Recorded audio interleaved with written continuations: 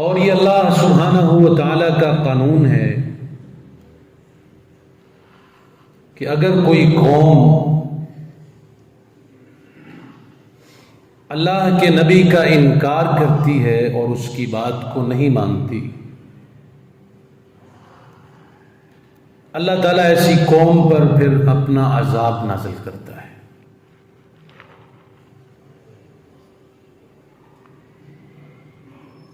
نوح علیہ السلام نے اپنی قوم کو ہر انداز سے سمجھانے کی کوشش کی، دن رات ایک کیا، اعلانیہ دعوت دی، افرادی طور پر دعوت دی، لیکن قوم نے نوح علیہ السلام کی ہر جگہ پر دعوت کو روکنے کی کوشش کی، اور یہاں تک کہ اگر نوح علیہ السلام دعوت دینا شروع کرتے تو اپنی کانوں میں انگلیاں لے لیتے اور چہروں کے اوپر کپڑے کر لیتے۔ اب اتنی ضدی اور اتنی ہٹ درم قوم کو بھی نوح علیہ السلام اللہ کی دعوت دے رہے ہیں۔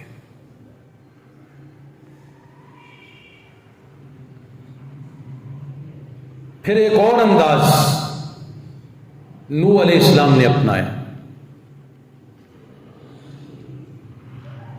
اور اپنی قوم سے کہا کہ اگر تم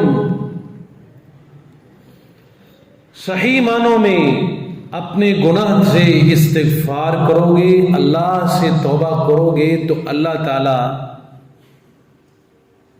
تمہیں معاف بھی کرے گا اور تمہارے اوپر اپنی رحمت کی بارش بھی نازل کرے گا،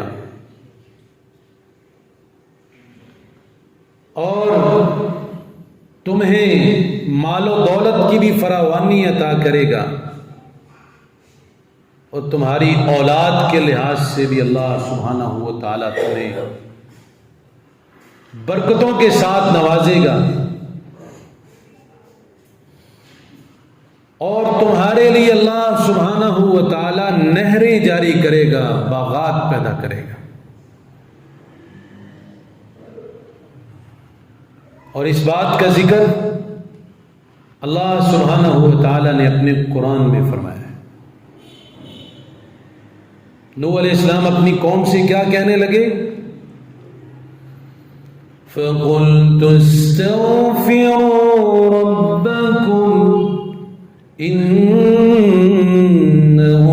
كَانَ غَفَّارًا يُرْسِلِ السَّمَاءَ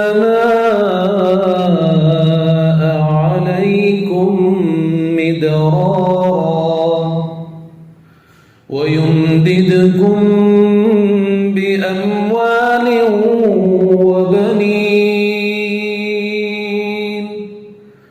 وَيَجْعَلْ لَكُمْ جَنَّاتٍ وَيَجْعَلْ لَكُمْ أَنْهَارًا۔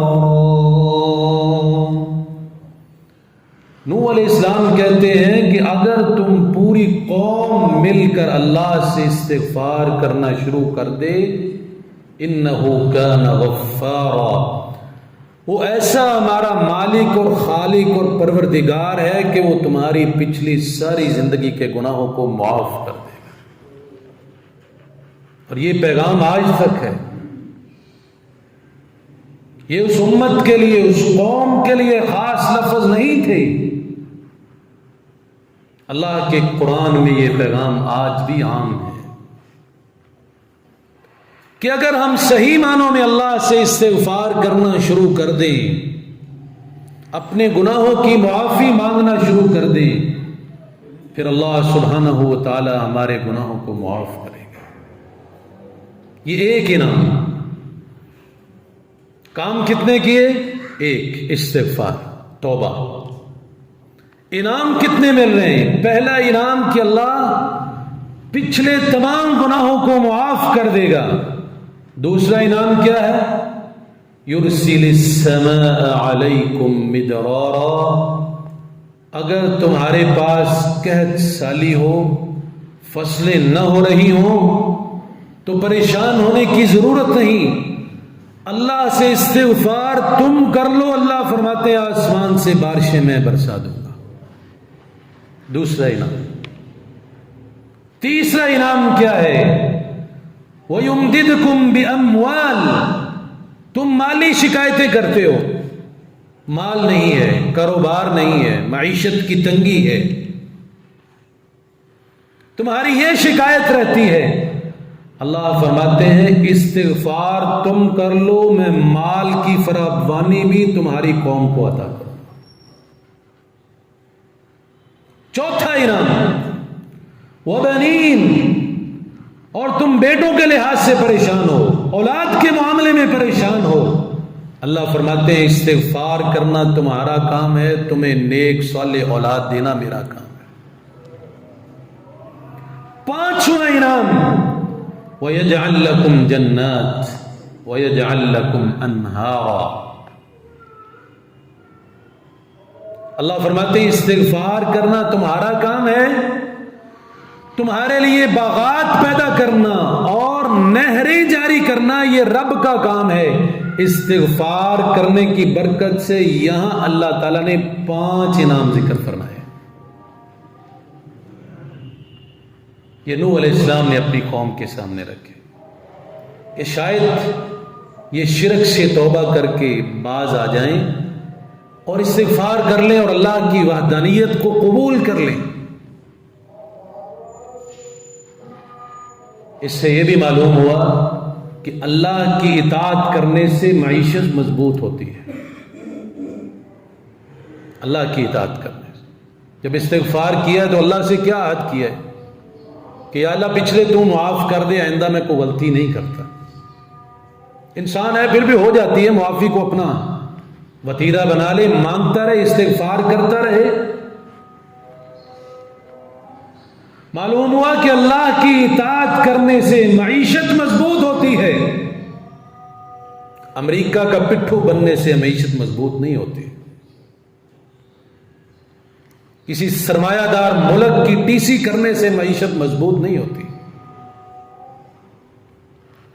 یہ پتہ نہیں کہاں ہمارے دماغوں میں چیز فٹ کر دی گئی، بٹھا دی گئی، اس کے پاؤں پڑ جاؤ، اس کی مان لو، سارے مسئلے حل ہو جائیں گے. اللہ فرماتا ہے نہیں، مسائل تمہارے یہاں پر حل ہونے والے نہیں ہیں. تمہارا ایمان، تمہاری شریعت، تمہارا اسلام تمہیں بتائے گا کہ تمہارے مسائل کہاں پر حل ہوں گے، اور اس کا ایک ذریعہ ہے وہ استغفار ہے، اللہ کی طرف پلٹنا ہے. شاعر نے کہا ہے سمجھ میں آ تو سکتا ہے نقطہ توحید، سمجھ میں آ تو سکتا ہے نقطہ توحید، مگر تیرے دماغ میں بت خانہ ہو تو کیا کہیے. اگر ایک اللہ کی وحدانیت کو مان لیں گے تو یہ سارے جتنے بت ہیں ختم ہو جائیں گے. پھر اللہ تعالیٰ اس زمین کو دھو کر بارش کے ذریعے سے اللہ اولادیں بھی دے گا، اللہ تعالیٰ مال بھی دے گا، اور اللہ تعالیٰ باغات بھی دے گا، نہریں بھی جاری کرے گا. امام حسن بصری رحمہ اللہ کے پاس کچھ لوگ آئے، آ کر انہوں نے معیشت کی تنگی کی شکایت کی. کسی نے کہا جی اولاد نہیں ہے، کسی نے کہا بارش نہیں ہو رہی، کسی نے کہا حالات بڑے تنگ ہیں، قحط سالی ہے. آپ اللہ سے دعا کیجئے نیک آدمی اللہ ہمارے مسائل حل کر دے اور ہمیں ہماری جو حاجات ہیں ان کو پورا فرما دے. امام حسن بصری رحمہ اللہ نے ایک نسخہ بتایا، صرف ایک کام، اور اللہ کے قرآن کی آیات پڑھ کر سنائی. فَقُلْتُ اسْتَغْفِرُوا رَبَّكُمْ إِنَّهُ كَانَ غَفَّارًا يُرْسِلِ السَّمَاءَ عَلَيْكُمْ مِدْرَارًا. استغفار کرنا تم شروع کر دو، اللہ آسمان سے بارشیں بھی برسائے گا تمہارے لیے. اللہ سبحانہ و تعالی بارش برسا کر اسی زمین سے اناج بھی اگائے گا جس سے تمہاری معیشت بہتر ہوگی. یہی بس نے اللہ تمہیں نیک اولاد بھی دے گا، اور اللہ سبحانہ و تعالی ایسی برکتیں نازل کرے گا کہ تمہارے لیے باغات ہی باغات ہوں گے، اللہ تمہارے لیے نہریں جاری کرے گا.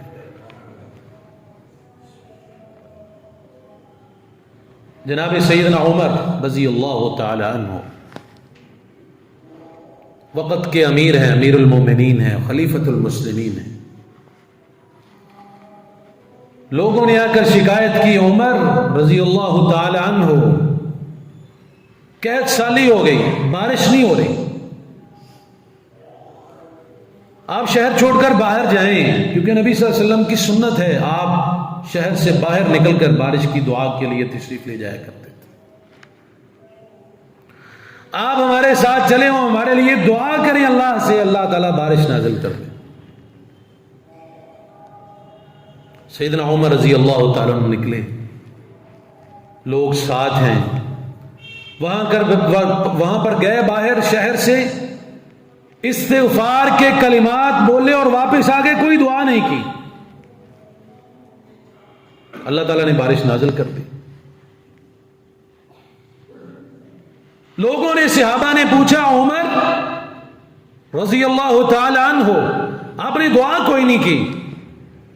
ہم آپ کو دعا کے لیے لے کے گئے تھے کہ آپ ہمارے لیے بارش کی دعا کریں گے، دعا تو بارش کی آپ نے کی کوئی نہیں. سیدنا عمر رضی اللہ تعالیٰ عنہ فرماتے ہیں میں نے آسمان کے ان دروازوں کو کھٹکھٹایا ہے جہاں سے اللہ بارش نازل کرتا ہے. یعنی میں نے استغفار کے ذریعے سے آسمان کے ان دروازوں کو دستک دی ہے جن کے ذریعے سے اللہ بارش نازل کرتا ہے. تو ہماری معیشت کی تنگی، ہماری اولاد کی تنگی، ہماری کاروباری تنگی، بے موسمی بارشوں کا ہونا، جب ضرورت ہو اس وقت بارش کا رک جانا، اس کی وجہ کیا ہے؟ ہم نے اللہ سے استغفار کرنا چھوڑ دیا. اللہ کے پیارے پیغمبر صلی اللہ علیہ وسلم کا طریقہ کیا ہوتا تھا؟ سیدہ عائشہ رضی اللہ تعالیٰ عنہ فرماتی ہیں ہر وقت اللہ کے رسول صلی اللہ علیہ وسلم اللہ کا ذکر کیا کرتے تھے. اور استغفار کے متعلق فرمایا کہ میں اللہ کا نبی ہوں، اللہ کا رسول ہوں، اس کے باوجود بھی میں ایک دن میں 70 مرتبہ 100 مرتبہ اللہ سے استغفار کرتا ہوں. اب ان کے تو اللہ تعالیٰ نے اگلے پچھلے سارے گناہ معاف کیے، اس لیے استغفار کرتے رہے. اس امت کو تعلیم دینے کے لیے، سبق دینے کے لیے، سکھانے کے لیے کہ استغفار کا پہلو کبھی بھی نہ چھوڑنا. غلطی انسان سے ہوتی ہے، انسان اس کا مادہ ہی نسیان ہے غلطی سے، تو غلطی ہو جانا بڑی بات نہیں ہے. اس سے بڑا گناہ یہ ہے کہ غلطی کر کے اڑ جانا، اللہ سے معافی نہ مانگنا. تو اللہ سبحانہ و تعالی نے سیدنا نوح علیہ السلام کے یہ کلمات بھی قرآن حکیم کے ذریعے محفوظ فرمائے. پھر فرمایا ما لکم لا ترجون للہ وقارا، تمہیں کیا ہو گیا ہے؟ تمہیں اللہ کے وقار کا، اللہ کی عزت کا، اس کا کوئی خیال نہیں ہے. اپنی عزت کا، اپنے وقار کا تمہیں بڑا خیال ہے، لیکن اللہ کے وقار کا کوئی خیال ہی نہیں، اللہ کی عزت کا کوئی خیال ہی نہیں. اب دیکھیں اللہ تعالیٰ ہمیں کس انداز سے جھوڑ رہا ہے کہ تمہیں اپنی عزت بڑی محبوب ہے، اپنی غیرت بڑی محبوب ہے.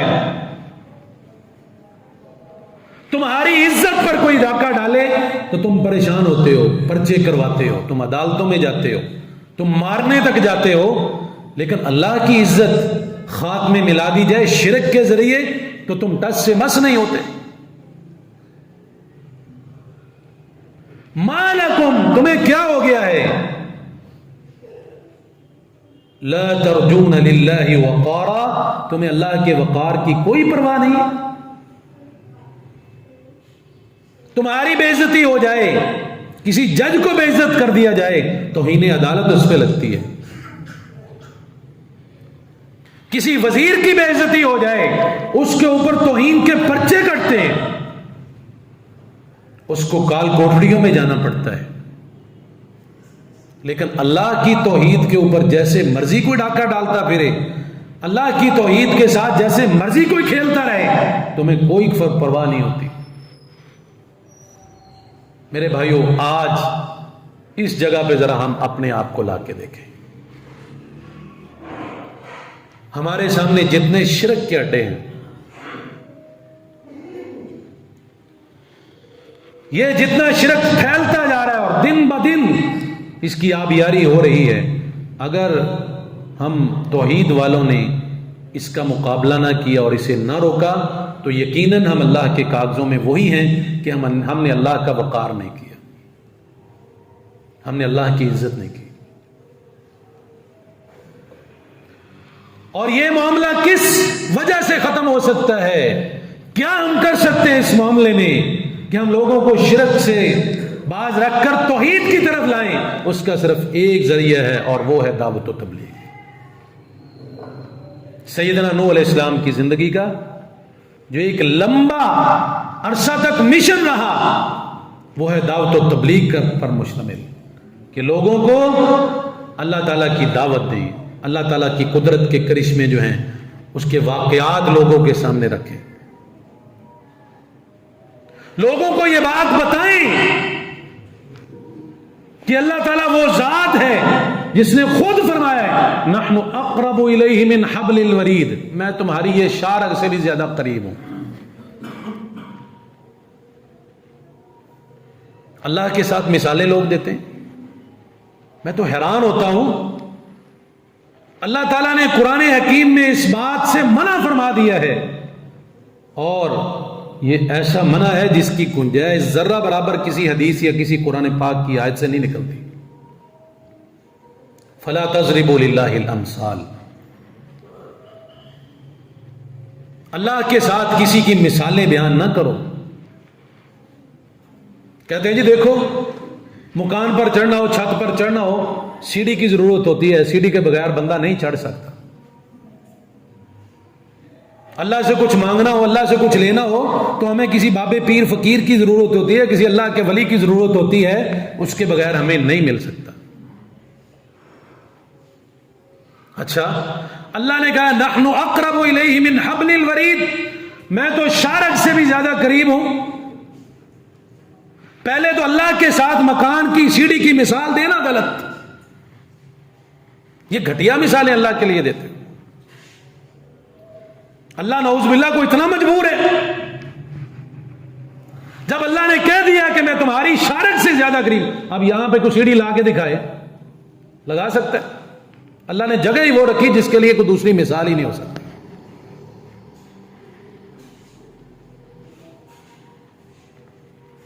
اور وہ خالق و مالک کیسا ہے؟ اس نے کبھی قید نہیں لگائی کہ میرے سے ایک بندہ مانگے دوسرے خاموش ہو جائیں. وہ کہتا سارے ہی آؤ، مرد بھی آئیں، عورتیں بھی آئیں، گناہگار بھی آئیں، نیک بھی آئیں، پوری مخلوق مل کے آ جائے. شروع سے جب سے آدم علیہ السلام کو پیدا کیا، آخری انسان جو قیامت والے دن تک پیدا ہوگا، فرمایا پوری اللہ کی مخلوق مل کے آ جائے. پوری مخلوق میں صرف انسان نہیں ہے، جنات بھی ہیں، درندے بھی ہیں، پرندے بھی ہیں، جانور بھی ہیں، حشرات الارض بھی ہیں، فرشتے بھی ہیں، تمام اللہ کی مخلوق ہے. کیا حدیث میں آتا ہے کہ اللہ تعالیٰ فرماتے ہیں کہ اگر پوری مخلوق میری مل کے آ جائے، ایک میدان میں جمع ہو جائے اور ایک ہی دفعہ مانگنا شروع کر دے، میں سب کو دیتا جاؤں، سب کو دیتا جاؤں. میرے خزانے میں اتنی بھی کمی واقع نہیں ہوتی کہ جیسے سمندر میں سوئی ڈبو کر نکال لی جائے، اس سمندر کے پانی میں کیا کمی واقع ہو سکتی ہے؟ فرمایا میرے خزانوں میں اتنی بھی کمی واقع نہیں ہوتی. یہ اللہ تعالیٰ ہمارے عقیدوں کی اصلاح کر رہا ہے. کل یہاں پر نا ایک گنگا آدمی بیٹھا تھا، وہ اللہ سے دعا کر رہا. میں مصلی پر بیٹھا تھا، اچانک رب نے اس کے اوپر نظر میری ڈال دی، میری آنکھوں سے آنسو نکل آئے. میں نے کہا یا اللہ، جس کے اشارے لوگ جلدی نہیں سمجھ سکتے تو اس کی بات بھی سمجھ لیتا ہے. وہ پتہ نہیں منہ میں بیچارہ کیا مانگتا ہے، وہ بول نہیں سکتا، لیکن اللہ تو اس کی بھی سنتا ہے. اور یہ تو ایک بڑی مثال ہے. اللہ تعالیٰ فرماتے ہیں کہ جب کیڑی سیاہ رات میں سمندر کی تہ کے نیچے جو زمین کا حصہ ہے اس کے اوپر بھی اگر کالے رنگ کی چونٹی اور کیڑی چلتی ہے اللہ اس کے چلنے کی آواز کو بھی سنتا ہے. اللہ اس کے چلنے کی آواز کو بھی سنتا ہے. دیکھیں وہ کیڑی یہاں پر میک دور سے آواز کو کیچ کرتا ہے, چھوٹی چھوٹی آوازیں بھی کیچ کر لیتا ہے, لیکن یہاں پر لا کر فل آواز کر دیں میک کی, کیڑی کو یہاں چلا دیں, میک بھی اس کی آواز نہیں دے گا اس کے چلنے کی, لیکن اللہ تعالیٰ اس کی آواز کو سنتا ہے. وہ کتنا قریب ہے. اتنے قریب کو چھوڑ کر ہم جاتے ہیں پاک پتن, ہم جاتے ہیں لاہور, ہم جاتے ہیں اجمیر, ہم جاتے ہیں فلاں جگہ, کوئی ادھر جا رہا ہے وہاں سے نہیں بنی, دوسری جگہ جا رہا ہے وہاں سے نہیں بنی, تیسری جگہ. اللہ فرماتے ہیں لے پھر تو میرا گھر چھڈیا ہے,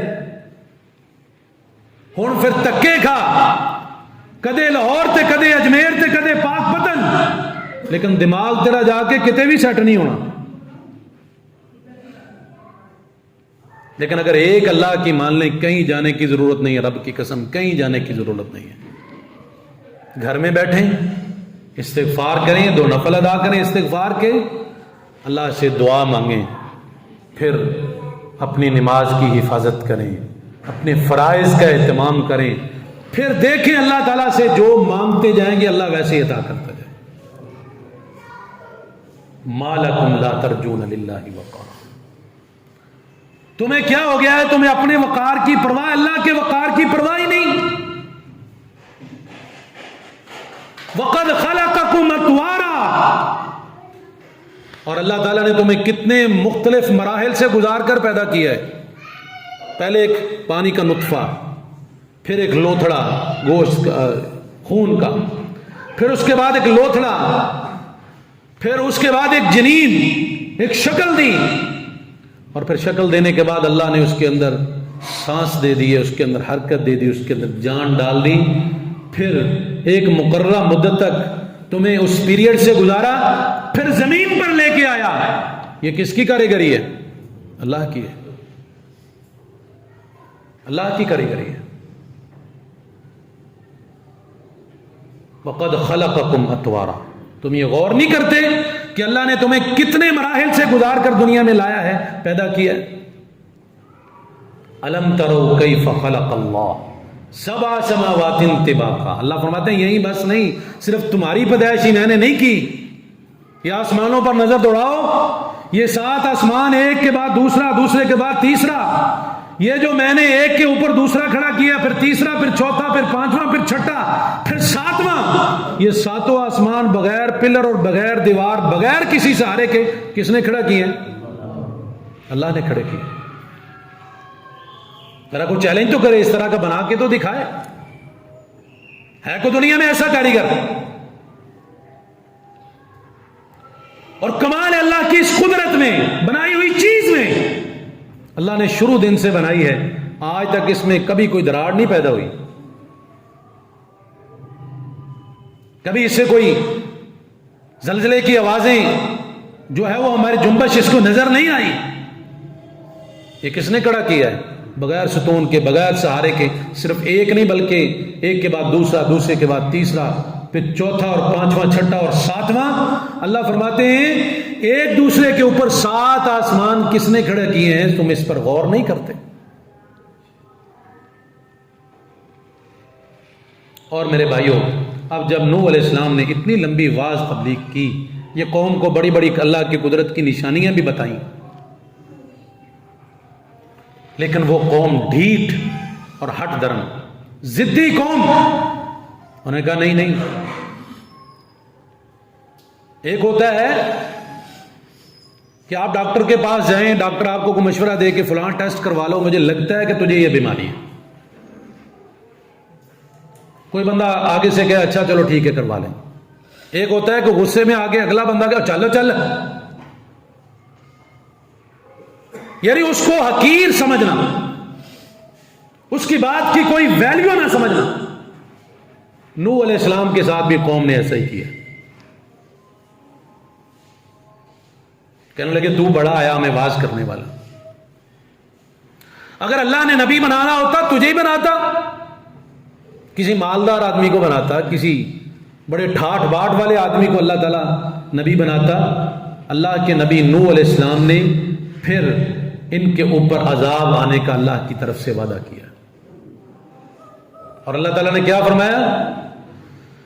مما خطیئاتہم اغرقوا فادخلوا نارا۔ اللہ فرماتے ہیں پھر ہم نے ان کی خطاؤں کی وجہ سے ان کو پکڑ لیا، اغرقوا ان کو غرق کیا، فادخلوا نارا اور ان کو جہنم میں آگ کے عذاب میں ڈال دیا۔ اس سے پہلے نوح علیہ السلام کا قوم کے ساتھ ایک مکالمہ ہوا ہے۔ اللہ کے نبی نوح نے یہ نہیں کیا کہ قوم نے انکار کیا، قوم نے آپ کی گستاخی کی تو فوراً انہوں نے ہاتھ اٹھا لیا کہ یا اللہ ان کے اوپر عذاب نازل کر دے۔ نہیں، ایسا نہیں۔ نبی کا جو حوصلہ ہوتا ہے وہ بہت بڑا ہوتا ہے، اس کو اللہ تعالیٰ بہت بڑا دماغ دیتا ہے، اس کو اللہ تعالیٰ بہت بڑی حکمت دیتا ہے، اس کو اللہ تعالیٰ بہت بڑی برداشت دیتا ہے۔ اب دیکھیں وہ مطالبہ کیا تھا، مکالمہ کیا تھا جو قوم نے نوح علیہ السلام سے کیا، جس کی وجہ سے اللہ کے نبی نوح نے قوم پر عذاب آنے کی اللہ سے دعا کی، مطالبہ کیا۔ وہ کیا تھا؟ اب چلتے ہیں سورہ ہود میں۔ یہ سورہ نوح کی آیات ہم نے سنی، سورہ ہود آیت نمبر 32 اللہ سبحانہ و تعالیٰ نے اس کا نقشہ کھینچا ہے۔ کیا کہتے ہیں؟ قالوا یا نوح قد جادلتنا فأكثرت جدالنا فأتنا بما تعدنا إن كنت من الصادقين۔ کہا قوم نے نوح علیہ السلام سے، قد جادلتنا فاکثرت جدالنا، ہم نے تجھے بہت بڑا جھگڑالو پایا ہے، تو بڑے جھگڑے کیے ہمیں، تو نے ہمارے ساتھ بڑے بحث مباحثے کیے، بڑی تو تکرار کی تو نے ہمارے ساتھ۔ فأتنا بما تعدنا ان كنت من الصادقین، اگر تو سچا ہے تو وہ عذاب کیوں نہیں آ جاتا جس کا تو ہمیں کہتا ہے؟ اب دیکھیں قوم نے خود عذاب مانگا ہے۔ کیا مطلب؟ کہ اگر عذاب نہیں آتا اس کا مطلب ہے تو جھوٹا ہے، تیری دعوت جھوٹی ہے۔ اب اللہ کا قانون ہے کہ جب قوم عذاب مانگتی ہے تو پھر اللہ تعالیٰ ایسی قوموں پر عذاب نازل کرتا ہے، ایسی قوموں کو غرق کرتا ہے اور ایسی قوموں کو عبرت بناتا ہے۔ میرے بھائیوں، آج میں اور آپ اس جگہ پر لا کر اپنے آپ کو کھڑا کریں کہ ہمارے عقیدے میں دیکھیں کہیں شرک تو نہیں ہے؟ کیا اللہ کی واقعی سچی توحید موجود ہے؟ اگر تو اس عقیدے میں، اس دل میں، اس دماغ میں ایمان کے ساتھ ساتھ عقیدہ توحید موجود ہے، پھر تو تیری قسمت کے کیا کہنے۔ لیکن اگر اس عقیدے میں شرک کی ملاوٹ ہے، ساتھ ساتھ شرک چل رہا ہے، تو پھر مجھے اور آپ کو اصلاح کرنی چاہیے۔ پھر ہم اللہ کے عذاب کو بلا رہے ہیں، پھر ہم اللہ کے عذاب کو دعوت دے رہے ہیں۔ یہ تو اللہ کے نبی صلی اللہ علیہ وسلم کی دعا ہے جس کی وجہ سے اس امت پر، امت محمدیہ پر عذاب رکا ہوا ہے، وگرنہ ہمارے کرتوت ایسے نہیں ہیں، ہماری قومیں کب سے تباہ ہو چکی ہوتی۔ اللہ کے نبی نے ایک دعا کی تھی، یا اللہ میں اپنی امت کے بارے میں یہ دعا کرتا ہوں، جس طرح تو نے پہلی امتوں کو غرق کیا، پوری کی پوری قوم غرق کر کے رکھ دی، الٹے کر دیے، ان کے اوپر عذاب نازل کیے، پتھروں کے، بارش کے، ان کے اندر تندور کے، پانی کے عذاب، اللہ جس طرح تو نے ان کے اوپر نازل کیے، یا اللہ میری امت کے اوپر کوئی ایسا عذاب نازل نہ کرنا۔ تو کتنا رحیم نبی ہے جس کی دعاؤں کی وجہ سے آج ہم عذاب سے بچے ہوئے، وگرنہ ہماری کوئی ایسی نیکی نہیں ہے جو ہمیں عذاب سے اللہ تعالیٰ بھی قرآن حکیم میں فرماتا ہے نا ہمارے بارے میں کہ تمہارے بہت سارے ایسے گناہ ہیں جن کے اوپر میں پکڑتا ہی نہیں ہوں، ویسے ہی معاف کر دیتا، لیکن کچھ گناہ ایسے ہیں جس کے اوپر میں تمہیں پکڑ لیتا، لیکن وہ بھی اجتماعی طور پر اللہ تعالیٰ نہیں پکڑتا۔ اس پوری قوم کو اللہ تعالیٰ غرق نہیں کرتا، صرف جس کا گناہ ہوتا ہے اس کو اللہ تعالیٰ اس عذاب میں دوچار کر دیتا ہے۔ تو قوم نے کہا کہ وہ عذاب آ کیوں نہیں جاتا جس کا تم ہمارے ساتھ ہمیشہ وعدہ کرتے رہتے ہو؟ اگر تم واقعی سچے ہو تو کہو اللہ کو عذاب ہمارے اوپر نازل کرے۔ قال انما یاتیکم بہ اللہ، اب جو نوح علیہ السلام نے بات کی نا وہ میرا اور آپ کا عقیدہ ہونا چاہیے۔ قال انما یاتیکم بہ اللہ ان شاء، کہنے لگے اگر میرا اللہ چاہے گا تو تمہارے اوپر عذاب نازل ہوگا، میری چاہت سے، میں اپنی مرضی سے تمہارے اوپر عذاب نازل نہیں کر سکتا۔ کیوں بھی عقیدہ یہی ہمارا ہونا چاہیے نا کہ اللہ کا نبی اپنی مرضی سے عذاب نازل نہیں کر سکتا۔ نوح علیہ السلام ایک عقیدہ دیا ہے، ہمیں ایک رستہ دیا ہے کہ یہ رستہ تم نے اختیار کرنا ہے۔ جب بھی کوئی ایسا معاملہ ہو جائے یہ نہ کہو کہ میں فلاں کر دوں گا، میں بڑی چیز ہوں، میں کر دیا گا، وہ کر دیا گا۔ کچھ نہیں کرنے کے قابل انسان، اپنی ہوا جو انسان کے پیٹ میں بنتی ہے، گیس بنتی ہے، اس کے اوپر انسان کا کنٹرول نہیں ہے، تو بڑے پھڑا بڑیاں مارتا ہے، میں فلاں کر دیا گا، فلاں کر دیا۔ انشاء فرمایا اگر میرا اللہ چاہے گا تو تمہارے اوپر اللہ عذاب نازل کرے گا۔ وما انتم بمعجزین، اور تم یہ مت سمجھنا کہ ہم بڑے پیسے والے ہیں، ہمارے پاس بڑی سہولتیں ہیں، ہم نے بڑے بڑے گھر بنا رکھے ہیں، یہ تمہارا کوئی بھی سہولت، تمہاری کوئی بھی سیکیورٹی تمہیں اللہ کے عذاب سے بچا نہیں سکتی، یہ یاد رکھنا۔ اب یہ جو مطالبہ میں نے آپ کے سامنے کہا نا، یہ مکالمہ نوح علیہ السلام کے ساتھ ان کی قوم کا ہوا ہے۔ اب عذاب انہوں نے خود مانگا، تو پھر اس مکالمے کے بعد نوح علیہ السلام نے اللہ سے دعا کی۔ قال نوح رب لا تذر علی الکافرین دیارا، یا اللہ جب انہوں نے ایمان ہی نہیں لے کے آنا، جب یہ اتنے ضدی بن چکے ہیں، اور اللہ نے بھی کہہ دیا کہ نوح آج کے بعد تجھے دعوت و تبلیغ کی ضرورت نہیں، بس اب جو تیرے پکے ہیں وہ پکے ہیں، اب ان کے اوپر مزید دماغ کھپانے کی ضرورت نہیں ہے، اب میرے عذاب کا کوڑا ان کے اوپر برسے گا۔ اس کے بعد نوح علیہ السلام نے اللہ سے دعا کی، یا اللہ جب تو نے خود کہہ دیا اس کے بعد کوئی ایمان والا نہیں بنے گا، تو پھر اللہ میں دعا کرتا ہوں نوح ربی لا تذر علی الارض علی الکافرین دیارا، یا اللہ پھر اس زمین پر کسی کافر کا کوئی گھر باقی نہ چھوڑنا۔ یہ ہے نوح علیہ السلام کی بد دعا قوم کے بارے میں، لیکن کب کی؟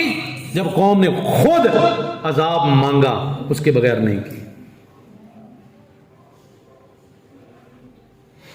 یہ نوح علیہ السلام نے بد دعا کی اپنی قوم کے بارے میں کہ یا اللہ جب یہ بات تو نے بتا دی کہ اب کے بعد کسی نے ایمان نہیں لے کے آنا، پھر یا اللہ ان کے اوپر اپنے عذاب کا ایسا کوڑا برسا، ایسا کوڑا برسا کہ ان میں سے کوئی کافر کا گھر باقی نہ بچے۔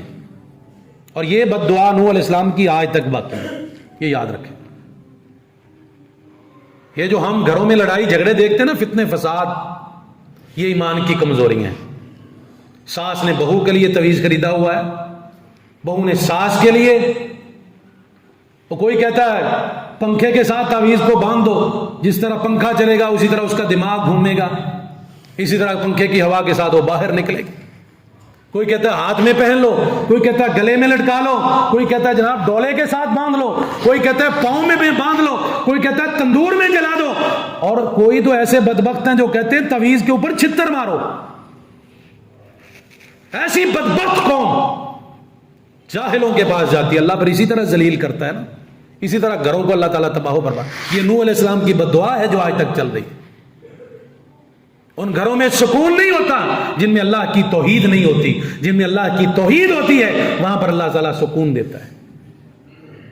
اس لیے اللہ تعالیٰ کی توحید کو اپناؤ، یہ عقیدہ بناؤ کہ صرف ایک اللہ جو کرنا چاہے کر سکتا ہے، پوری دنیا مل جائے لیکن اللہ نہ چاہتا ہو تو کوئی کام اور نہیں ہو سکتا، اور پوری دنیا کسی کام سے روکنا چاہے، اگر اللہ وہ کرنا چاہتا ہے بے شک اس میں اللہ کے نبی کیوں نہ ہو، پوری دنیا بھی مل کر اس کام کو روک نہیں سکتی اگر اللہ اسے چاہتا ہے۔ یہ عقیدہ بناؤ، اللہ تعالیٰ ہم سب کو توفیق